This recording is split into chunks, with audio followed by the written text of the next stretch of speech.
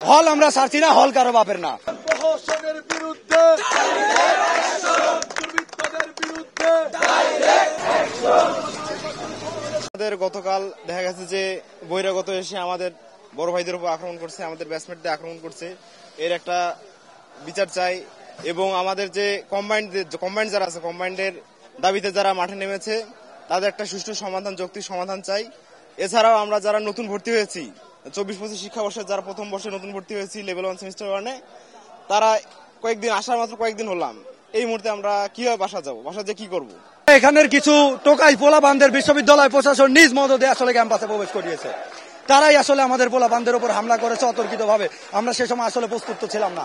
আমাদের এখন দাবি হচ্ছে বিশ্ববিদ্যালয়ের প্রশাসনের আলটিমেট 12 ঘন্টার মধ্যে পদত্যাগ।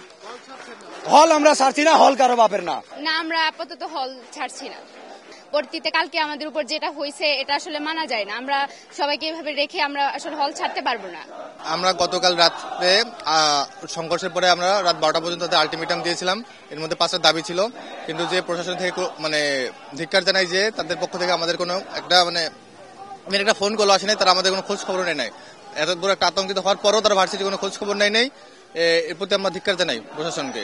পদত্যাগ চাচ্ছি হচ্ছে আমরা বাকি প্রশাসনকে পদত্যাগ চাচ্ছি, কারণ যে তারা একদম সামান্য সামনে থাকা অবস্থায় গতকালকে যখন সংঘর্ষ হচ্ছিল তখন ময়মনসিংহ জেলা প্রশাসনের এডিসি ছিল, ডিসি ছিল, এসপি ছিল, তাদের উপস্থিতিতে সামনে থেকেই বাইরে থেকে বিধ্বস্তরা এসে সাধারণ শিক্ষার্থীদের উপর অ্যাটাক করে।